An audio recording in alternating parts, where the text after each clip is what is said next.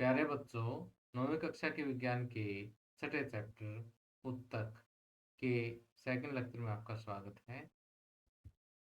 इससे पहले first lecture में हमने पादप उत्तकों का वर्गीकरण कर लिया था और हमने देखा कि पादप उत्तक जो मुख्य रूप से दो भागों में विभाजित हो सकते हैं। एक वो उत्तक जो नई कोशिकाओं को बढ़ाने के लिए अपने आप को विभाजित करते रहते हैं और दूसरे जो है स्थायी उत्तक होते हैं जो विभाजित नहीं होते। तो जो विभाजित होने वाले उत्तक हैं यानी विभाजक जो है उसके बारे में हमने फर्स्ट लेक्चर में पढ़ लिया था और इसके तीनों टाइप्स भी हम स्टडी कर चुके हैं। आज हम पढ़ेंगे स्थायी उत्तक। वास्तव में स्थायी उत्तक जो है वो विभाजक से ही बने होते हैं, इन्हीं उत्तकों से ही बने होते हैं, लेकिन ये वो विभाजक उत्तक होते हैं जो अपनी विभाजन होने की क्षमता को जो है वो खो देते हैं। ठीक है, यानी ये वास्तव में स्थायी उत्तक जो है वो विभज्योतक उत्तक से ही निर्मित होते हैं, लेकिन इनमें विभाजन की क्षमता नहीं होती। तो देखिए, जो अभी मैंने समझाया ये यहाँ स्क्रीन पर लिखा हुआ है कि ये जो विभज्योतकी उत्तक जो होते हैं इन्हीं से क्या पैदा होते हैं, स्थायी उत्तक जो है पैदा होते हैं। विभज्योतकी उत्तक जब लगातार विभाजित होते रहते हैं ना, तो एक टाइम ऐसा आता है कि ये अपने विभाजन की क्षमता को खो देते हैं और कोई विशेष कार्य करने के लिए, कोई विशिष्ट कार्य करने के लिए स्थायी रूप और आकार प्रदान कर देते हैं। ठीक, और यही उत्तक जो है क्या है, स्थायी उत्तक है। अब यहाँ पर देखिए कि विभज्योतकी उत्तक जो है ये विभाजन की क्षमता खो देते हैं और विशिष्ट कार्य करने के लिए स्थायी आकार प्रदान कर लेने की ये जो प्रक्रिया जो है ना, इस प्रक्रिया को हम क्या कहते हैं, विभेदीकरण कहते हैं। विभेदीकरण क्या होता है, ये एग्जाम में पूछा जा सकता है। हम ये कहेंगे कि जब विभज्योतकी उत्तक जो है लगातार विभाजित होकर विभाजन की क्षमता खो देते हैं और विशिष्ट कार्य करने के लिए स्थायी रूप और आकार प्रदान कर लेने की जो प्रक्रिया है ये क्या कहलाती है, विभेदीकरण कहलाती है। अब देखिए कि क्योंकि स्थायी उत्तक है इसलिए इनका आकार, आकृति, मोटाई आदि क्या होगी, सभी निश्चित होगी। और इनमें जो कोशिकाएं होती है वो जीवित और मृत दोनों ही हो सकती हैं। ओके, और स्थायी उत्तक कोशिका जो है, कोशिका द्रव्य में क्या होती है, रिक्तिकाएं होती हैं।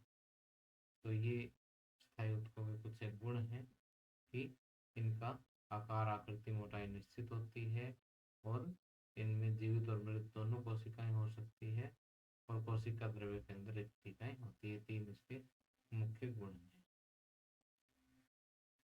तो अभी देखिए कि स्थायी उत्तकों को जो है हम आगे दो पार्ट में बांट सकते हैं, सरल स्थायी उत्तक और संयुक्त स्थायी उत्तक। तो हम सबसे पहले हम ये देखते हैं कि सरल स्थायी उत्तक कौन से होते हैं। कि सरल स्थायी उत्तक जो है ये उन कोशिकाओं से बने होते हैं जो संरचनात्मक और कार्यात्मक रूप से एक समान होते हैं। यानी इनमें जब यानी इन उत्तकों की जो सभी कोशिकाएं हैं वो संरचनात्मक और कार्यात्मक रूप से जो है वो क्या होगी, एक जैसी होगी। और सरल स्थायी उत्तकों को भी आगे दो भागों में बांट सकते हैं, संभरण उत्तक और संरक्षी उत्तक। यानी एक तो जो पौधे को सपोर्ट करने वाले हैं, उसको सहारा देने वाले उत्तक हैं, उनको हम संभरण उत्तक कहते हैं। और दूसरा जो है पौधे की रक्षा करने वाले होते हैं। ठीक है, तो देखिए कि यहाँ पर हमने लिखा भी है कि सरल उत्तक जो दो तरह के होते हैं, संभरण उत्तक और संरक्षी उत्तक। तो यहाँ पर देखिए कि संभरण उत्तक जो है पौधे को जो सपोर्ट देने वाले जो उत्तक हैं वो आगे तीन टाइप के होते हैं, पेरेन्काइमा, पोलेनकाइमा और सक्लेरेनकाइमा। ठीक, तो हम एक एक करके इन तीनों टाइप्स को पढ़ते हैं और पेरेन्काइमा की भी आगे हम दो टाइप्स और पढ़ेंगे। तो इसमें आपको ज़्यादा कंफ्यूज होने की ज़रूरत नहीं है कि सरल उत्तक जो है वो दो तरह के होते हैं, संभरण और संरक्षी संरक्षी। और संभरण जो है वो पेरेन्काइमा, कोलेनकाइमा और सक्लेरेनकाइमा तीन टाइप के होते हैं। तो सबसे पहले देखिए कि पेरेनकाइमा जो है ये वास्तव में सबसे अधिक पाया जाने वाला सरल स्थायी उत्तक है। ठीक। और इसकी जो कोशिकाएं जो होती है ना, वो पतली भित्ति की होती है। इनकी जो ये भित्ति होती है ना, ये बिल्कुल पतली भित्ति होती है। और इनकी जो आकार है वो बहुभुजीय आकार के हो सकते हैं। मोस्टली बहुभुजीय आकार के होते हैं, बाकी इनका आकार थोड़ा बहुत वेरी कर सकता है। और ये पौधे की कायिकी यानी पौधे की बॉडी से संबंधित होते हैं, पौधे के शरीर से संबंधित होते हैं। और पेरेनकाइमा उत्तक की जो कोशिकाएं होती है वो जीवित कोशिकाएं, और इन कोशिकाओं के मध्य जो है वो काफी रिक्त स्थान मिलता है। जैसे आप यहाँ पर देख सकते हैं कि जैसे ये कोशिका है और इधर से ये वाली कोशिका है इनकी, और ये कोशिका, इन कोशिकाओं के बीच में ये वाला देखिए यहाँ पर जो मैं डायरेक्ट कर रहा हूँ, ये रिक्त रिक्त स्थान है। इसको हम अंतर कोशिकीय स्थान कह सकते हैं। यहाँ पर ये देखिए इतना बड़ा स्थान जो है बचा हुआ है। ठीक है। तो इन कोशिकाओं के मध्य क्या होता है, अंतर कोशिकीय स्थान होता है। जो खाली जगह होती है उसको अंतर कोशिकीय स्थान कहते हैं। और इनका मुख्य कार्य क्या है कि ये उत्तक जो है भोजन का भंडारण करते हैं। अब देखिए कि पेरेनकाइमा उत्तक की दो इम्पोर्टेंट टाइप्स हैं। कि कुछ पेरेनकाइमा उत्तक ऐसे होते हैं जिनके अंदर क्या मिलता है, क्लोरोफिल मिलता है। क्लोरोफिल का नाम तो आपने सुना ही होता है कि ये प्रकाश संश्लेषण क्रिया के लिए जरूरी है। हम उसी क्लोरोफिल की बात कर रहे हैं एक बार फिर से। कि कुछ पेरेनकाइमा उत्तक ऐसे होते हैं जिसमें क्या मिलता है, क्लोरोफिल मिलता है, जिसके कारण क्या होती है, प्रकाश संश्लेषण क्रिया होती है। ठीक। तो इन्हीं उत्तकों को हम क्या कहते हैं, क्लोरीन काइमा कहते हैं, या इनको हरित उत्तक भी हम हिंदी में कह देते हैं। और ये क्लोरीन काइमा मिलता कहाँ है, ये कोशिकाएं पत्तियों में और जो नवजात तने होते हैं उनके बाह्य आवरण में मिलती है। ठीक। अब हम दूसरी टाइप के पेरेनकाइमा उत्तकों की बात कर लेते हैं। कि कुछ पेरेनकाइमा उत्तक ऐसे होते हैं जिनकी कोशिकाओं के मध्य में क्या होती है, हवा की बड़ी गुहिकाएं होती है, यानी हवा भरी हुई होती है उसके अंदर, जिसके कारण क्या होता है कि पौधे हल्के हो जाते हैं। ठीक। और यही गुण जो है पौधे को क्या करता है, उत्प्लावन बल प्रदान करता है। तो ये उत्प्लावन बल क्या होता है, इसको मैं आपको एक साधारण भाषा में समझाता हूँ। कि जैसे मान लेते हैं कि आपके पास ये एक टब है, इस टब के अंदर पानी भरा हुआ। ठीक। अब आप क्या करें कि एक फुटबॉल लेकर के और इस पानी के अंदर आप डुबोने की कोशिश कीजिए। आप जब ऊपर से बल लगाओगे ना, तो इस फुटबॉल पर नीचे की तरफ पानी के द्वारा बल लगेगा। ठीक। तो ये ऊपर की तरफ जो लगने वाला बल जो है, ये क्या है, उत्प्लावन बल। ठीक। तो ये पौधा जो है सॉरी, कि पेरेनकाइमा की कोशिकाओं के मध्य में ये जो हवा की बड़ी बड़ी गुहिकाएं जो होती है, जिसके कारण पौधा क्या हो जाता है, हल्का हो जाता है। और इसी गुण के कारण जो है पौधे को क्या मिलता है, उत्प्लावन बल। जैसे इस फुटबॉल को उत्प्लावन बल मिल रहा है ना, उसी तरह से पौधे को भी उत्प्लावन बल मिलता है। ठीक। और इस केस में ये पेरेनकाइमा उत्तक जो है इसको हम क्या कहते हैं, एरेनकाइमा। ठीक। तो अब देखिए कि हमने सर्वस्थायी उत्तकों में पेरेनकाइमा पढ़ लिया है। पेरेनकाइमा के दो टाइप्स भी हमने पढ़ लिए हैं, क्लोरेनकाइमा और एरेनकाइमा। ठीक। अब पोलेनकाइमा सेकंड टाइप भी हम इसकी पढ़ते हैं। कि पोलेनकाइमा जो है ये स्लाइडेन नाम के एक साइंटिस्ट ने 1839 में खोजा था। अब इस तक की कोशिकाएं भी जीवित होती है, लंबी होती है, और अनियमित ढंग से कोनों से मोटी होती है। देखिए आप यहाँ चित्र में साफ देख सकते हैं। चलो मैं एक बार पेन का कलर चेंज कर देता हूँ। कि यहाँ पर कोनों से देखिए मोटी हो रही है ना। ठीक। और इन कोशिकाओं के बीच में आप स्थान देख सकते हो। जैसे ये एक कोशिका है, ये दूसरी कोशिका है। इन दोनों कोशिकाओं के बीच में स्थान देखिए आप, बहुत ही कम स्थान। ठीक। और ये पौधे के विभिन्न भागों को, जैसे पत्ती है, तना है, इसको बिना टूटे लचीलापन दिलाता है इसमें। जैसे मान लेते हैं कि आपके पास एक पौधे की कोई एक पत्ती है, इसको अगर आप फोल्ड भी कर देते हो या इसके किसी भाग को आप फोल्ड कर देते हो, जल्दी से टूटता नहीं है। ठीक है। जब आप इसको 2-3 बार ऐसे ऐसे हिलाओगे ना, तब जाके कहीं ये टूटेगा। तो ये जो लचीलापन जो होता है ना पत्ती में और या तने के किसी भी भाग में, वो किसकी वजह से होता है? पोलन काइमा की वजह से होता है। ठीक। और और ये क्या करता है? पौधे को प्रत्यास्था मजबूती देता है। प्रत्यास्था का मतलब होता है कि टूटने से पहले कोई चीज़ थोड़ी सी बढ़ती है उसकी लंबाई, एकदम से टूटेगी नहीं। जितनी लंबाई बढ़ेगी उतने प्रत्यास्थ चीज़। ठीक। और ये ऊतक जो है एपिडर्मिस के नीचे पर्णवृत्त में पा सकते हैं। अब ये एपिडर्मिस क्या है कि जैसे मैं आपको एक चित्र और दिखाता हूँ स्लाइड में, कि जैसे अगर हम किसी पौधे का तने का अगर हम काट देते हैं, जैसे अनुप्रस्थ काट हमने ले लिया, पौधे को सीधा हमने काट, तने को काट करके अगर हम देखें, तो इसकी जो ये सबसे बाहरी परत जो होती है ना, इसको आप एपिडर्मिस मान सकते हैं। ठीक है। जैसे मान लीजिए इसी के एक सेक्शन को हमने इस चित्र में बड़ा करके देखा है, तो यहाँ पर ये जो परत है ना, ये एपिडर्मिस है, ये वाली परत।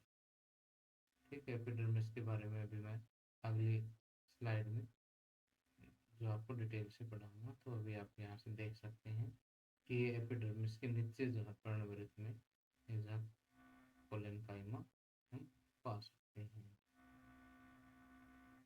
कोलन काइमा के बाद आता है सक्लेरेन काइमा। सक्लेरेन काइमा उत्तक की जो कोशिकाएं जो होती है वो मृत होती है। ठीक है। लंबी होती है और पतली भी होती है। और इस उत्तक में एक बड़ी खास बात कि इसमें लिग्निन, इसकी भित्ति जो है वो किसकी बनी होती है? लिग्निन की बनी होती है। ठीक। और ये काफ़ी मोटी होती है, और लिग्निन की बनी होने के कारण जो है ये भित्तियाँ ये काफ़ी मजबूत होती है। तो ये चीज़ यहाँ पर हमने लिखी है कि यह उत्तक पौधे के भागों को कठोर और मजबूत बनाता है। जैसे आपने नारियल का छिलका देखा होगा कि जो नारियल का रेशे छिलका जो होता है वो स्केरिन काइमा की वजह से इतना ज़्यादा कठोर होता है। ठीक। और यह उत्तक कहाँ कहाँ होता है? पौधे के तने में होता है, संवहन बंडल के समीप होता है। संवहन बंडल भी जैसे हम यहाँ पर देखेंगे कि इस तरह से अगर हम इस तने को काट करके देखें, तो यहाँ पर कोई एक पार्ट होता है, उसको संवहन बंडल बोलते हैं। तो अब पत्तों की शिराओं तथा बीजों और फलों के कठोर छिलके के ऊपर जो है ये स्थित होता है, कि बीजों का और फलों का जो कठोर छिलका जो होता है उसमें भी क्या होता है? स्क्लेरन काइमा होता है। अब देखिए जो हमने संभ्रण ऊतक की 3 टाइप्स पढ़ी है, पेरेंकाइमा, कोलेनकाइमा और स्क्लेरेनकाइमा, इसी पर आधारित हमारे एनसीईआरटी अभ्यास का एक क्वेश्चन है कि कोशिका भित्ति के आधार पर पेरेंकाइमा, कोलेनकाइमा और स्क्लेरेनकाइमा के बीच अंतर स्पष्ट कीजिए। तो हम ये कह सकते हैं कि पेरेंकाइमा और कोलेनकाइमा, इनकी जो कोशिका भित्ति होती है वो किसकी बनी होती है? सेलुलोज की बनी होती है। जबकि स्क्लेरेनकाइमा की जो कोशिका भित्ति है वो किसकी बनी होती है? लिग्निन की बनी होती है। और पेरेंकाइमा की कोशिका भित्ति कैसी होती है? पतली होती है। और ये जो कोशिका भित्ति होती है वो कोनों से मोटी होती है, बाकी पतली होती है। और स्क्लेरेनकाइमा की जो कोशिका भित्ति होती है वो काफ़ी मोटी होती है। ठीक। और पेरेंकाइमा की कोशिका भित्ति क्योंकि पतली होती है, इसलिए पौधों को क्या करती है? लचीला बनाती है। ठीक। और ये लचीला बनाने के साथ साथ इसको मजबूत भी बनाती है, यानी इसको प्रत्यास्था मजबूती जो है वो प्रोवाइड करती है। और स्क्लेरेनकाइमा की कोशिका भित्ति काफ़ी मोटी होती है और कठोर होती है, इसलिए ये पौधों को जो है काफ़ी दृढ़ और कठोर बनाती है। ओके। तो इस तरह से आप इन तीनों के बीच में आप अंतर देख सकते हैं। तो अभी तक देखिए कि हमने जो है यहाँ से देखें तो सरल स्थायी ऊतकों में जो है संभरण ऊतक क्या होते हैं, पेरेन्काइमा, कोलेनकाइमा और स्क्लेरेन्काइमा पढ़ लिया था। अब जो है क्या पढ़ेंगे, संरक्षी सॉरी संरक्षी ऊतकों के बारे में, प्रोटेक्टिव ऊतक जो है उनके बारे में पढ़ते हैं।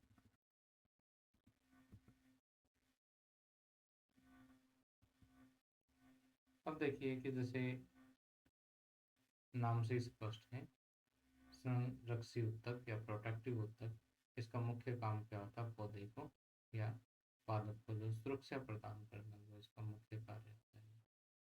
और इसके जो दो प्रमुख उदाहरण हमारे सिलेबस में है वो एपिडर्मिस और छाल या कार्प। तो हमें इन दोनों के बारे में डिटेल से पढ़ना है। तो सबसे पहले हम देखते हैं कि एपिडर्मिस क्या होता है। तो कहता है कि जैसे पौधे के भाग, पत्तियां हैं, फूल है, जड़ व तने का सबसे बाहरी परत यहाँ पर आप देख सकते हैं कि तने का अनुप्रस्थ काट का वो चित्र दिखाया हुआ है। तो इसका जो बाहरी परत जो है वो क्या है, एपिडर्मिस है। ठीक।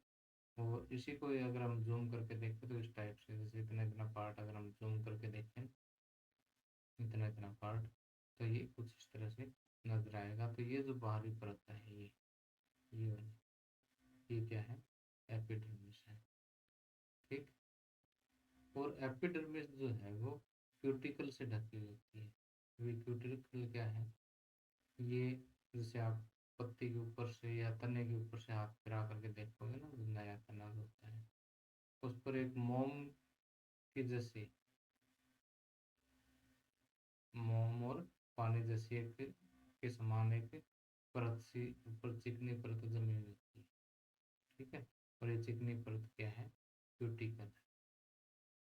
तो ये क्यूटिकल जो है ये वास्तव में जो एपिडर्मिस की जो कोशिकाएं होती है उसी के द्वारा स्रावित होता है ये चिकना जो पदार्थ है।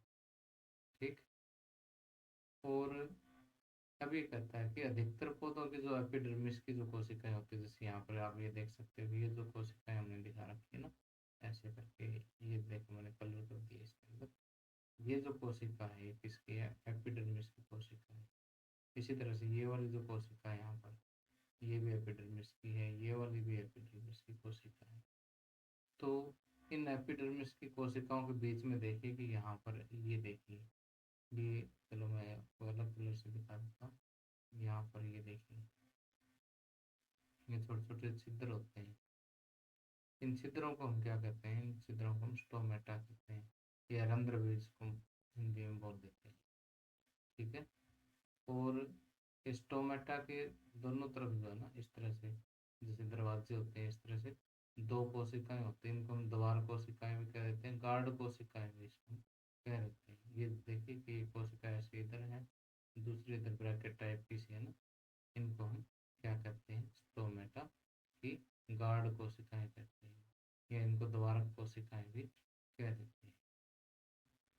अब एपिडर्मिस का काम क्या है, एपिडर्मिस जो है पौधे की सबसे बाहरी परत बनाती है, तो ये आंतरिक ऊतकों की रक्षा करती है। ठीक। दूसरा कहता है कि शुष्क क्षेत्र के पौधों की एपिडर्मिस पर क्यूटिकल परत जमने के कारण ये वाष्पोत्सर्जन को रोकती है, जिससे पौधा झुलसने से बच जाता है। कि जैसे रेगिस्तान वगैरह के जो पौधे जो होते हैं ना, उसमें पौधे को पानी कम मिलता है। ठीक है।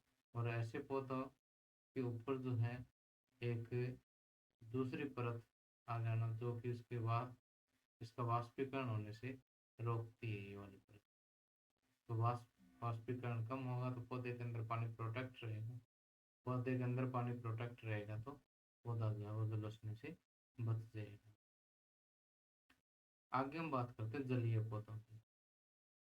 अब जल में जो रहने वाले पौधे हैं जैसे कमल वगैरह जो है, अब जैसे मान लेते हैं कि यहाँ पर ये एक कोई जलीय पौधा हम ले लेते हैं।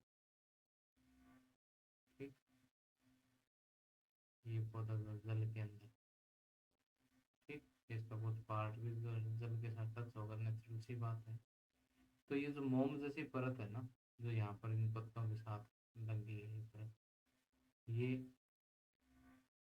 परत जो है इसको वाटर के साथ डायरेक्ट कांटेक्ट में आने से बचाती है, यानी ये मोम जैसी परत जो चिकनी परत है, ये इसको जल जल के साथ जो है पानी से जो है इसको गलने नहीं देगी, गलने सड़ने नहीं देगी इसको।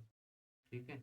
इसके अलावा अगर कोई परजीवी इस पौधे पर अटैक करता है तो उस परजीवी के अटैक से भी इसको बचाती है। ठीक है। तो देखिए यहाँ पर लिखा हुआ है कि परजीवी कवक के प्रवेश को रोकती है। और पत्तों की एपिडर्मिस में क्या प्रेजेंट होता है, स्टोमेटा प्रेजेंट होता है, जिसकी वजह से गैसों का आदान प्रदान भी होता है। ये भी एक एनसीईआरटी क्वेश्चन है कि स्टोमेटा का क्या काम होता है। स्टोमेटा जो है पौधे के अंदर गैसों का आदान प्रदान करता है। ठीक है। और इसके द्वारा क्या होता है, वाष्पोत्सर्जन भी होता है। अब कहता है कि जड़ों की एपिडर्मिस, इसका काम क्या है कि जड़ों के एपिडर्मिस पर क्या होते हैं, मूल रोम होते हैं, छोटे छोटे ऐसे धागे जैसी संरचनाएं होती है। ठीक है। ये भूमि से जल का अवशोषण करने में सहायता प्रदान करती है। तो ये एपिडर्मिस के कार्य हैं। अब देखिए लास्ट में पढ़ते हैं क्षार या कारक क्या होते हैं। कि जैसे जैसे पौधे की आयु बढ़ती है ना, तो इसका जो बाहरी सुरक्षात्मक आवरण जो एपिडर्मिस हमने पढ़ा है, उसमें कुछ परिवर्तन होता है। तो यहाँ देखिए कि एपिडर्मिस के साथ जो है यहाँ पर आपको कार्टेस लिखा हुआ है। यहाँ पर ये जो परत है ना, कार्टेस है। यहाँ पर जो है द्वितीय विभाज्य तक उत्तक होते हैं।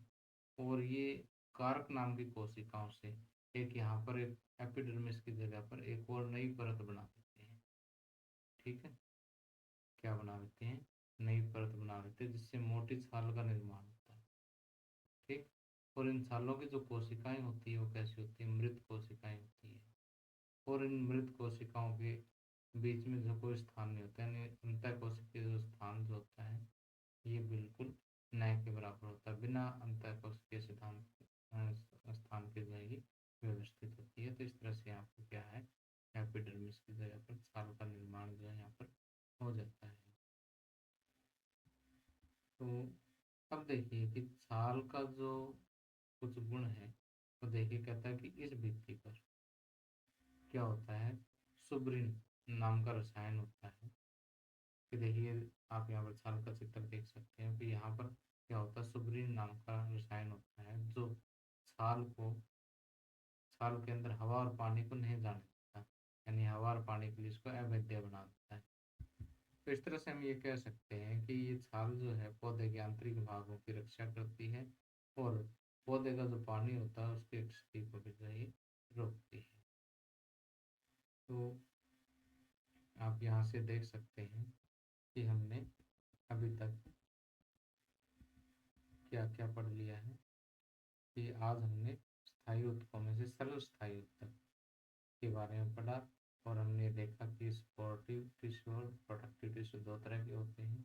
हमने स्पोर्टिव टिश्यू के तीन टाइप, पैरेन्काइमा, कोलेनकाइमा और स्क्लेरेन्काइमा पढ़ा। और संरक्षकी उत्तकों के दो उदाहरण भी हमने देखे। तो आगे कल के लेक्चर में हम संयुक्त स्थायी उत्तकों के बारे में पढ़ेंगे और उसके दो टाइप, जाइलम एंड फ्लोएम, और उसकी संरचना के बारे में और उनके कार्यों के बारे में डिटेल से पढ़ेंगे। तो उम्मीद करता हूँ कि आज का लेक्चर आपको पसंद आया होगा। और अगर आपको मेरा लेक्चर ये पसंद आया हो तो इसको ज़रूर लाइक, शेयर और सब्सक्राइब करें। Thank you. Have a nice